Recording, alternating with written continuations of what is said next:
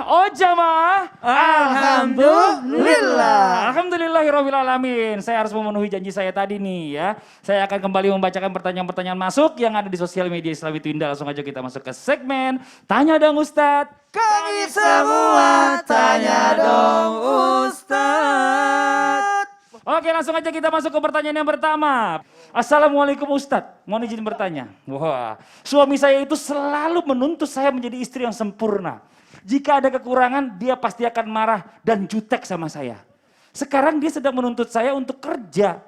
Saya sudah usaha biar kerja, tapi saya belum mendapatkan pekerjaan itu. Jadi selama saya belum dapat pekerjaan, dia akan terus bersikap seperti ini sama saya. Bagaimana seharusnya sikap saya dalam menghadapi sikap suami yang seperti ini Pak Ustadz? Dan adakah doa untuk melembutkan hati suami yang mudah marah? Terima kasih sebelumnya. Wah, ini kayaknya permasalahan perempuan, kita kasih perempuan aja Ustadz ya. Biar Ustazah Lisa yang jawab, silakan tafadhol Ustazah Lisa. Iya, tadi Ustadz Maulana udah bilang tugas suami itu adalah menuntun, bukan menuntut. Nah, ya, menuntut itu posisinya di mana? Di depan, di samping. Tapi kalau menuntut, jangankan masalah nafkah. Banyak para pendapat ulama juga berbeda masalah kerjaan rumah tangga. Kayak nyuci, ngepel, katanya tugas suami bukan tugas istri. Ini lagi apalagi masalah nafkah. Jadi katakan kepada suami Anda bahwa masalah pekerjaan bukan urusan seorang istri. Tapi adalah suami yang harus Istri cuma melaksanakannya. membantu. Dan perlu diingatkan lagi suaminya, istri itu tercipta dari tulang rusuk, bukan tulang punggung. Iya, benar, tulang punggung. Iya. Dan ada doanya juga nih, apa doanya? Allahumma layyin li qalbahu kama layyin talidahu dal hadid. Ya Allah, lembutkanlah hati suamiku. Amin. Seperti Nabi Daud alaihissalam melembutkan sepotong besi. Nah, banyakin doa. Mudah-mudahan insya Allah suaminya menjadi sadar. Amin. Ya Rabbal Alamin. Iya buat mbaknya banyak sabar ya mbak ya. Mungkin ujian orang tuh macam-macam. Dan ujian mbak ini salah satunya adalah di suami. Masya Allah luar biasa. Ada suami nyuruh istrinya maksa kerja. Ya Siapa? Allah, Itu siapa? Itu tadi, kasihan banget si Mbak Anissa.okta ini tadi nih. Oke, kita lanjut lagi ke pertanyaan berikutnya dari Instagram dari @mbokne_kaila. Kalau mbokne harus pakainya di gitu-gitu loh. Harus mbokne. Assalamualaikum Ustadz, kalau misal pasangan itu tidak takwa dan tidak pernah sholat. Waduh, apa yang harus kita lakukan? Bertahan atau berpaling nih Ustadz? Camanya deh. Ini katanya Ustazah Lisa katanya disolatin katanya. Ya mungkin ya subhanallah, sebagaimana kita juga berproses nih ya. Kalau misalnya yang bertanya ini adalah seorang wanita, sebagaimana mbokne juga berproses, begitu pula manusia berproses sebagaimana suami berproses. Jadi tidak ada orang lahir langsung soleh, tidak ada orang langsung baik, tidak ada orang langsung rajin sholat. Gitu mungkin beda lingkungan gitu. Jadi pelan-pelan saja untuk mengingatkannya. Jangan dikit-dikit mau pisah di luar sana. Emang ada jaminan setelah pisah dan dapat yang baru maka dapat yang bagus sholatnya? Tidak ada jaminan. Maka diingatkan dengan baik. Lagian wala taziru waziratu wizra ukhra. Seorang itu tidak memikul dosa orang lain. Kalau sudah diingatkan, sudah diancam, sudah setiap hari dengan sabar mengingatkan, setiap detik mengingatkan, tapi tetap tidak diikuti juga, maka nanti urusan dialah sama Allah. Tapi urusan kita tetap berakhlak kepadanya, ngajarin atau mengingatkan, apalagi posisinya mbaknya adalah seorang istri dan yang tidak mau sholat tadi adalah seorang suami. Doakan. Dan yang paling penting juga mendoakannya, menangislah meminta kepada Allah Subhanahu wa taala, ya Allah, saya mau menjadi Ratu Asia, tapi saya tidak mau suamiku seperti Firaun. Saya ingin posisinya seperti Ratu Asia di surga, tapi ya Allah berikan aku kesabaran untuk saya bisa bersama-sama suamiku nanti di surga, karena sepi rasanya masuk surga tanpa dia. Maka mintalah, kalau perlu perdengarkan doanya di telinganya suami. Masya Allah. Perdengarkan doanya, ya Allah jadikanlah suamiku suami yang saleh karena saya mau berkumpul dengannya di surga nanti. Pasti ada tekanan juga psikologis dalam hatinya. Ya Allah, ini istriku nih doakan saya ternyata tidak menghujat saya. Tapi kalau dikit-dikit mau ganti suami lah, mau ganti istri lah, maka subhanallah itu belum tentu ada jaminan yang diganti nanti lebih baik daripada yang ada sekarang.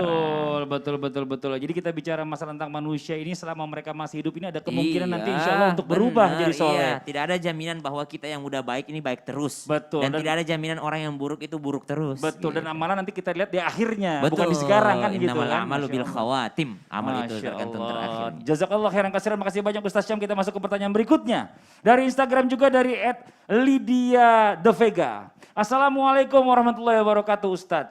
mau bertanya nih gimana caranya supaya tetap harmonis tapi tetap makin yakin sama makin cinta sama pasangan. Cie. Karena selalu ada selisih paham nih ya. Dari mulai hal-hal kecil yang belum bisa nerima satu sama lain dengan belum tahu karakter sama sifat aslinya dari pasangan. Mohon penjelasannya.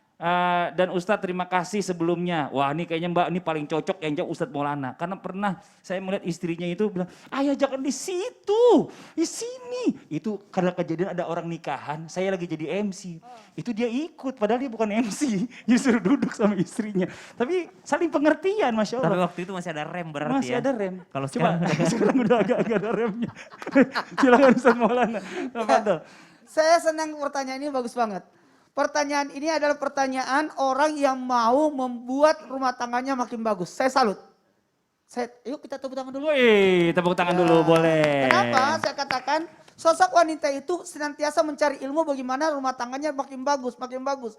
Dan ingat, jangan puas dengan ilmu, jangan puas dengan sedekah, jangan puas dengan ibadah. Senantiasa cari ilmunya. Makanya ibu-ibu datang ke majelis taklim, agar tetap harmonis, hati tetap tenang, makin yakin sama makin cinta sama pasangan, ada tipsnya. Yang jelas tunjukkan kasih sayang. Saya suka lihat sosam, salah pegangan lah. Tunjukkan kasih sayang, enggak apa-apa. Ngiri gak Ustaz? Udahlah. Kemudian yang kedua komunikasi.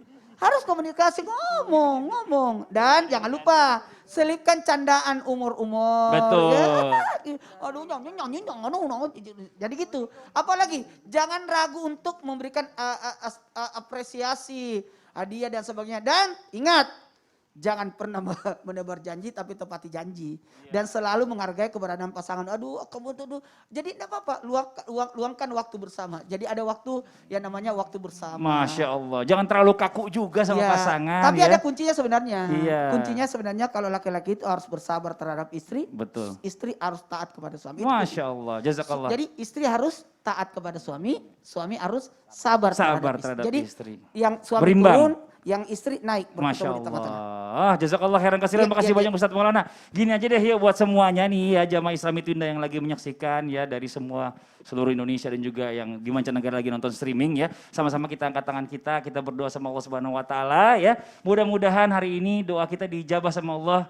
Keluarga kita dijadikan keluarga yang sakinah mawaddah warahmah, dilimpahkan rezeki yang melimpah, dipimpin guru kita Ustadz Syam. Amin. Silakan Ustadz Syam. Sampai guru-guruku. Bismillahirrahmanirrahim. Alhamdulillahi rabbil alamin. Allahumma salli ala sayyidina Muhammad wa ala alihi wa sahbihi wa sallim. Na'udzu bikalimatillahi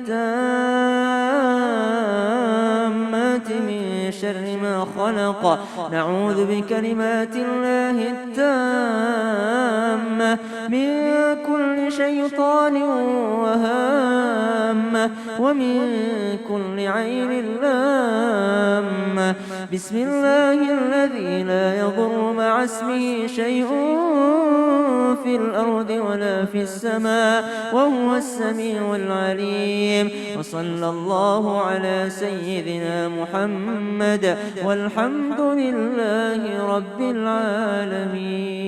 Amin, amin ya robbal alamin. Masya Allah, alhamdulillah. Demikianlah perjumpaan kita hari ini. Semoga menjadi ilmu yang bermanfaat. Sekali lagi mohon maaf atas segala kekurangan. Wabillahi taufiq wal hidayah. Wassalamualaikum warahmatullahi wabarakatuh. Waalaikumsalam warahmatullahi wabarakatuh. Kalau kita bicara masalah tentang waktu duha, ini sebenarnya waktu yang terbaik itu kapan sih? Dan waktu terlarangnya kapan juga udah nggak boleh sholat duha? Waktu yang diharamkan untuk sholat sunnah secara umum adalah waktu yang pertama adalah pas terbit matahari. Yang kedua adalah waktu istiwa, pas di tengah-tengah nih matahari nih, sebelum zuhur. Yang ketiga adalah waktu terbenamnya matahari. Kata Rasul SAW, setiap kamu bertasbih itu dihitung sedekah. Setiap kamu tahmid, mengucap alhamdulillah, itu dihitung sedekah. Takbir, dihitung sedekah. Kemudian tahlil dihitung juga sebagai sedekah. Mau ketika dalam keadaan sujud berdoa diperbolehkan, setelah selesai salat juga diperbolehkan. Maka mintalah kepada Allah Subhanahu wa taala sebanyak-banyaknya. Dan mohonlah kepada Allah Subhanahu wa taala sebaiknya di dalam sujud terakhirmu. Karena apa? Karena dalam sujud terakhir itu lebih baik.